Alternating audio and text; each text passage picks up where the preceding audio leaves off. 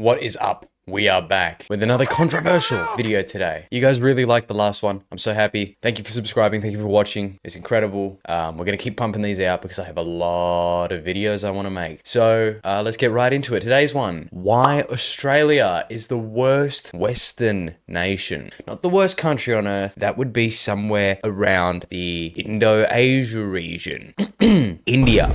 Probably. It's up there. And if not in India, then it's definitely in the continent of Africa somewhere. But we're talking about Western nations, and particularly Australia, and why I, as an Australian, think we are the worst of the Western nations. What do I mean by Western nations? I mean European and Eurocentric nations, because it is a fact that we were founded by Europeans. We should have European cultural values, but we'll get more into that, won't we? A little disclaimer before we begin. Disclaimer. This channel is satire. All of it's a joke. Your Honor. Will that hold up in the court of law? I doubt it, but let's find out. This channel will not use sources. Everything I say is made up. It came to me in a dream. I don't care. Haha. Everything I say is true because I said so, and I am the arbiter of truth. Do you know why I'm the arbiter of truth? Because I'm probably smarter than you. Ha ha ha ha ha ha ha ha. I will not debate with you. You are wrong. I will kill you. I'm coming to kill you. And yeah, I would leave if I could. So fucking hold off with those comments. Yeah. If you hate Australia so much, why don't you leave? I'd love to, my dude. Unfortunately, I was born here and I have citizenship here. As much as it fucking sucks. So feel free to, I don't know, give me America visa or Euro visa or some shit so I can make your country better, because Australia is a lost cause. We're a dead nation. We're shit and gay, but we're gonna get into that. Anyways, as usual, if you disagree with me, you're retarded. All right, reason number one, tall poppy syndrome. If you don't know what this is because you're not Australian, and luckily for you, you're not affected by this. I mean, you know what? Actually, Indians? I feel like Indians probably also know what I mean because they've got their caste system. But we have tall poppy syndrome. And what is this? Australians hate exceptionalism, right? If you are someone who wants to build wealth or power or anything, you want to build strength, you want to better yourself, you want to be healthy, you want to have a family, you want to do something more than the Australian dream of be a lazy shit cunt and gamble all your money away, everyone else is going to grab you by your legs and gnaw at your toes and try and rip you down because they hate to see anyone do better than them because they're ashamed of their failure as human beings. Such is the state of Australia. Such is the state of most Australians. And frankly, it's disgusting. We, unlike, like, say, America, who have their whole American dream and the idea that anyone can succeed and you just got to put in a certain amount of work and pull yourself up by your bootstraps, we have, I'm going to pull you down by your bootstraps and you're not allowed to leave. Crabs in a bucket mentality. You know, you put crabs in a bucket and they'll pull each other back in to stop each other from getting out. So a great example of this is a recent superannuation tax legislation change. Well, I don't know if they've changed it yet, but definitely been proposed to attempt to tax unrealized superannuation gains over $3 million because eat the rich or something, because we hate it when people do better in this country. But fun fact, you will have $3 million in your super by the time you are ready to retire, or at least my generation will. Simple compound interest calculation, do a little bit of math, and just look at the average wage in this country, and you realize, oh shit, I'm gonna be affected by this tax. What do you mean you're gonna come in and tax me on the money that I fucking earned and rightfully have? I don't remember when the government came in and worked those hours for me over my 60-year working career. Oh wait, they didn't! But we all support this stupid legislation because we love to pull each other down because we hate to see anyone do better than us. Guess what? I'm better than you. I'm better than you. Fucking retards. Okay, reason number two. Australia is a pretend democracy.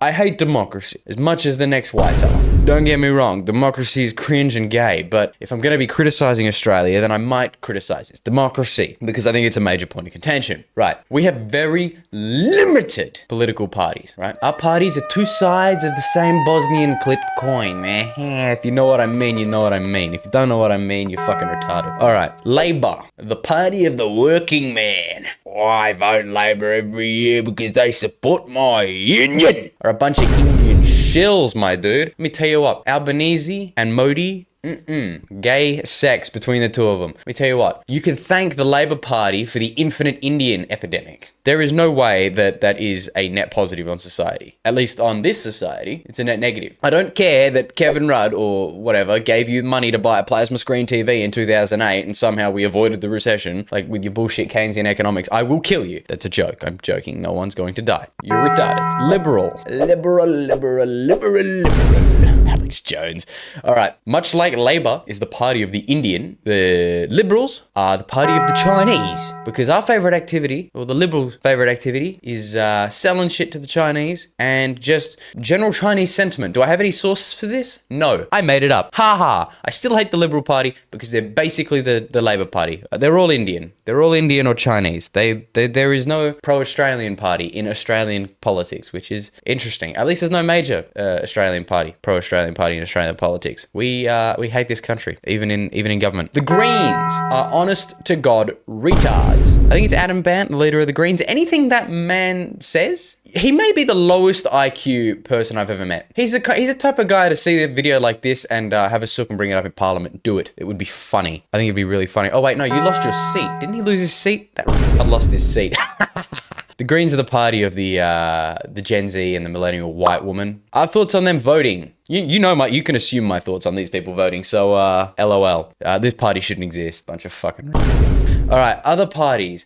We do have other parties in this country, like Pauline Hanson's One Nation, or there's the Trumpet of Patriots. These parties are fake parties. They exist to placate boomers and Gen X who think that somehow democracy still works and represents them, and they think that somehow by voting for these tiny little parties, anything will ever change. Nothing ever happens for us, good right-wingers. Yeah, it's a party to placate the boomers until the boomers die out, and then there's no one left to vote for these folks. Because let me tell you what, Gen Z aren't voting for them. Gen Z, at least Gen Z males, aren't voting. Why aren't we voting? Because there's no party that represents us. Interesting. Curious. I wonder who could represent us. Political run next year. I'll be running for politic. Vote for me. Lol. Reason number 3. We have a useless constitution and arbitrary laws. What do I mean by this? Well, if you had half a brain and you listened in high school, you would know that our constitution in this country is not like America's constitution where they wrote everything fucking down. No, we thought, we don't need to write everything down. Our founding fathers were too lazy to write it down, that they wrote some of it down. We have a really short constitution, and then they rely on all the British fucking political, legal precedent. They rely on all the legal precedent from Britain to be like, oh yes, this is our constitution, you can't change this, and it's supposed to be a fluid document. Let me tell you a secret. Constitutions aren't supposed to be fluid. They're supposed to highlight inalienable rights and rules, both for people and government. Much like, I don't know, the American Constitution, who has a Bill of Rights. In Australia, the only constitutionally outlined explicit right you have is Section 116 of the Constitution that holds that the government may not legislate regarding religion. That's it? No freedom of speech in this country? Oh, it's implied. No, it's not, because we have legislation that hampers it. You have no rights in this country. No right to bear arms, no right to freedom of speech, no right to assembly, no right to, not be abused by a government of retards. You don't have any. None. Nada. Doesn't matter. You think it's a right, you don't have it. It's legislated. It's a privilege in this country, you might call it. The government was so gracious as to not alter the deal. Thank you, government. Fuck you. Fuck all of you. Fuck this country. Reason number 4. We are the ugliest country in the West. I really shouldn't have to explain this. I'm just going to put a lot of fucking pictures up. A slideshow of photos of why Australia is so fucking ugly. It's hot here, all right? 45 fucking degrees in the summer. Don't tell me to go outside and go to the beach. I'll fucking kill you. It's brown. The people are brown. The desert is brown and red and shit and gay. Yeah, I don't want to go to the beach, bro. Fuck your beach. There's nothing here outside of the beach. Oh, why don't you go down to the desert and you can go camping in the desert? Fuck you, cunt. I'm not a fucking desert person. I'm European. We're built for mountains and beauty. We're built for alpine living and snow, right? Maybe the reason we import infinity Indians is because they're better suited to this fucking environment than we are. There's nothing we can do about this though, unfortunately. We should terraform it. We should import 1 billion pine trees and redwoods and just turn Australia into a not shit looking country. Could we spray paint all of the red dirt green or some shit? I think that's a reasonable solution.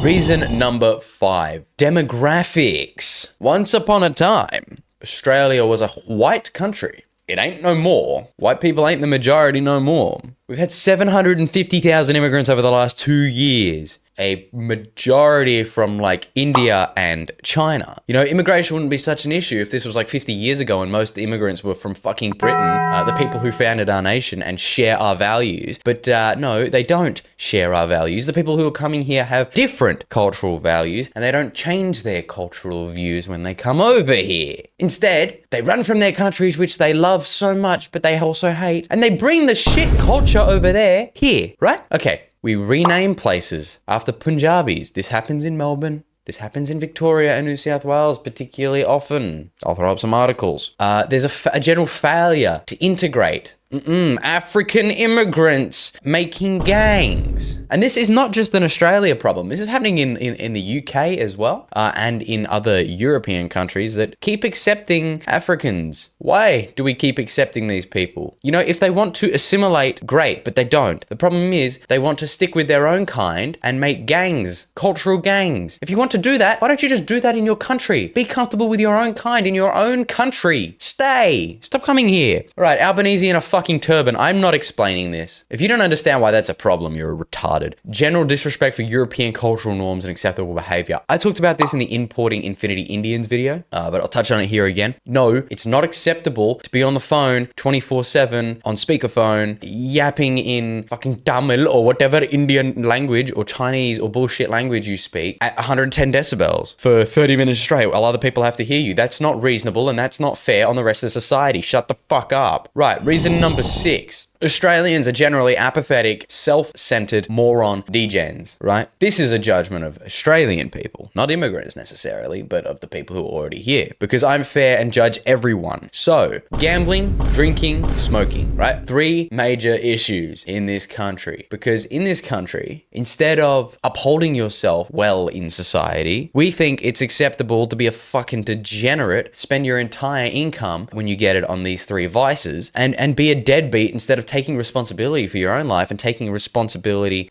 for your country and for your people, because we are rampant individualists and think that that somehow benefits us. Because all Australians generally care about is themselves and have no greater thought outside of, what am I going to drink tonight? Am I going to drink Jack Daniels or am I going to drink a White Claw? Yes, Queen! Fucking nerd. I can't even begin to explain how fucking angry this shit makes me, bro. If you are a gambler, if you are an alcoholic, not just an alcoholic, but if you drink generally, don't fucking drink. If you smoke, bro, you're a fucking degen, right? If it were up to me, gallows. But it ain't up to me. You're lucky it's not up to me, because if it was, just because it's legal doesn't make it right. You are the reason why everything else on this fucking list is an issue, because generally Australians are uninformed on basic political and cultural issues, or they just don't care because they're too busy with their fucking vices. And trust me, I know these people exist. I have the misfortune of fucking working with them. Although I'm sure not for long once I get fired for this channel being discovered.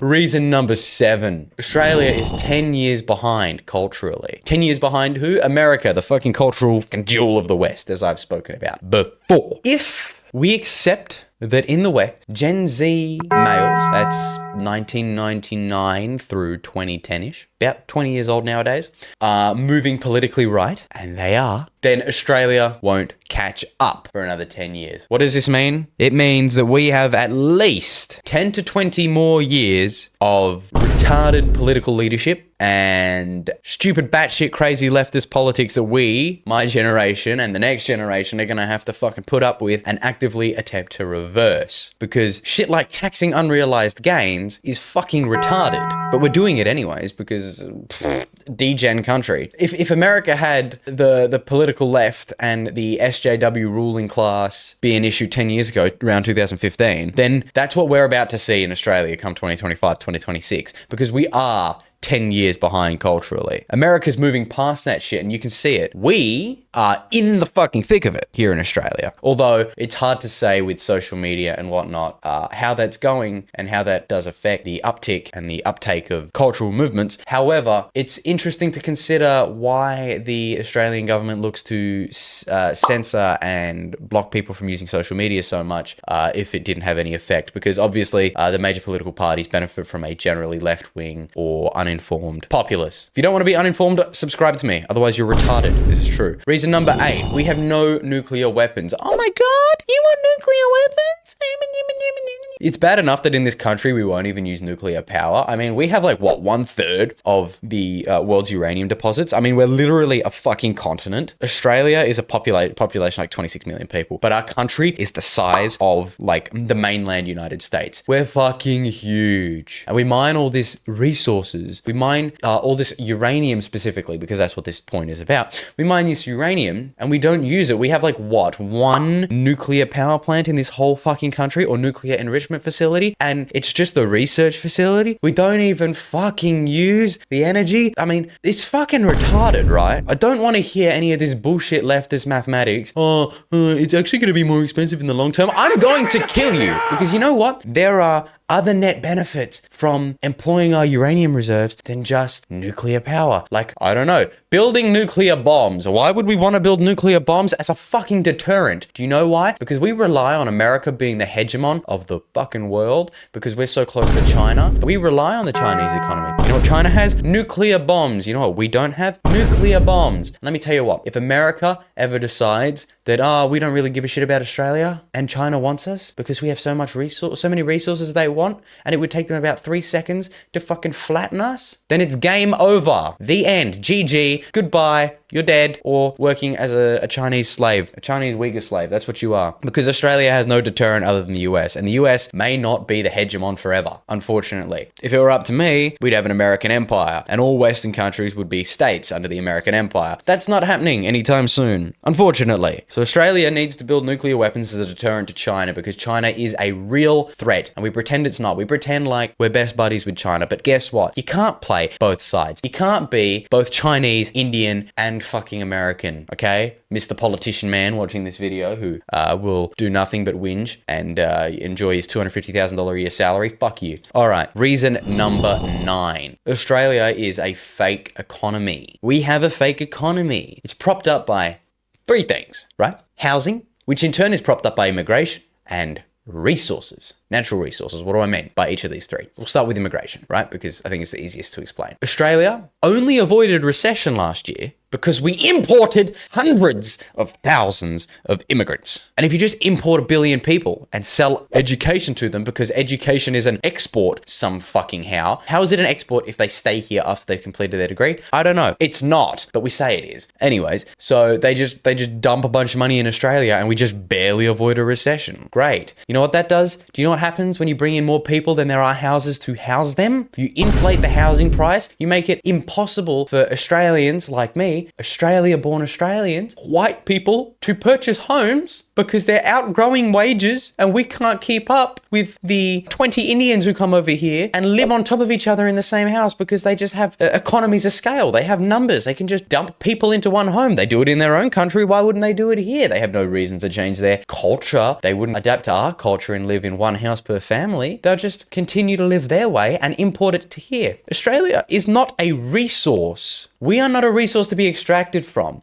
We are a nation. Other countries, China and India, don't get to suck our economy away from our people and spread it to their own, right? Australia is not your living space. We are our own sovereign nation, and our government doesn't even seem to fucking understand this simple concept. The simple concept of an independent sovereign nation. But whatever. Anyways, back to resources. We absolutely rely on gold, iron, and coal to prop up this economy. We like to claim that we're a first world country, a well-developed country, but we still absolutely rely on the resources sector. Let me tell you a little secret. If Australia doesn't adapt to becoming a service economy, our economy is doomed to fail. Why? Because I said so. Because we rely on China, obviously. We rely on resource exports to China. And if China just don't want our resource exports, or, I don't know, decide to put tariffs at 1 billion%, or just decide we don't deserve to exist, there's nothing we can fucking do about it. We, as a well-educated society, should have moved into a service-based economy and a research economy, rather than continuing to fucking slave away in silly-billy mines and dig super pits. But that would be too hard. That would mean changing our entire economic outlook and system and structure. And we're just we just pay hundreds of thousands of dollars a fucking year to people to go out in the mines and mine all these natural resources, guess what? One day we'll mine asteroids or something, and then Australia's economy is fucked, because why would they mine from us? Anyways, we deserve an economic collapse because we are propped up by housing, immigration, and mining and resources. It's fucking stupid. I shouldn't have to explain this one. I'm not going to explain this one because I will just assert is true. Fuck you. Also, I've been talking for 27 minutes. I don't usually talk for 27 minutes, but I'm particularly angry about these issues. All right, one last issue on the fake economy. Our economy is completely and utterly infiltrated by Bosnians. Bosnians. I don't mean Bosnians. You know I don't mean Bosnians. You know who I mean. They love to clip coins and I smell pennies. Reason number 10, the melting pot fallacy. Because if you just boil us all, we're all the same. Let me tell you what. This is such a fucking stupid cope. Australia should not be and has not always been a melting pot, right? The idea that, if you just throw us all in together, the best of each culture will emerge on top. Like, that's not true. What happens is you boil away what makes us all the same, the human part, and we're left with the fucking waste. That's what happens. You're left with the shittest parts of every individual culture. And this is not a judgment on any other individual culture, because I think individual cultures where they're from are not an issue. If Indians just stay in India and propagate Indian culture in India, that wouldn't be a problem. If the Chinese wanted to propagate Chinese culture in China, that wouldn't be a problem. The problem is when you try to mix the two and they're fundamentally incompatible. If I have to explain why Islam is incompatible with what should be a Christian, but actually we're secular and silly billies, nation, why that's incompatible with our laws and society, I shouldn't have to explain why that's the case. If I have to explain why that's the case, you're retarded and probably haven't clicked on this video. But I'll just say a certain prophet slept with a certain aged girl. That's not congruent with Christian values or Western values or whatever values you want to call them. But hey, Section 116 of the Constitution, the government may not legislate on religion. Curious, whatever. Interesting. Yeah, so dominant identifiable culture other than I'm going to go wear my thongs at the beach and have a VB on the weekend. That's our culture. Our culture in Australia goes back to point one, tall poppy syndrome. We're all the same. We're a melting pot. What's yours is mine. What's mine is yours. We have been infiltrated by Marxist Bosnians. It's disgusting.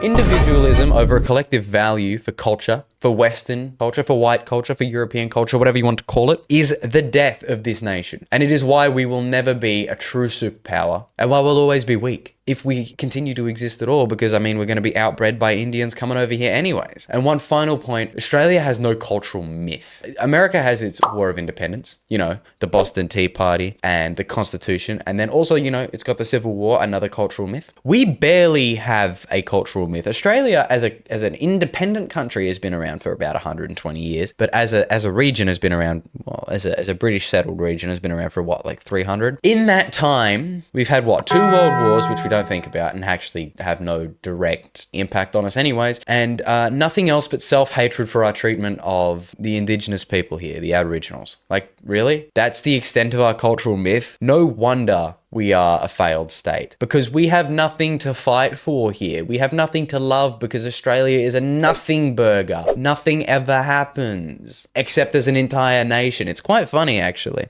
Not really. Not funny for those of us who live here. Anyways, I've been speaking for 31 minutes and I'm going to have to chop this shit up. This is going to be fun. I hope you guys enjoyed. I hope you guys enjoyed. I got some really good comments on the last video. I know I'm talking pretty fast, but I'm highly caffeinated. I've had a fucking good sleep today. And this is a topic I want to talk about. So thank you guys so much for sitting through and watching this video. And I will catch you on the flip. Ciao.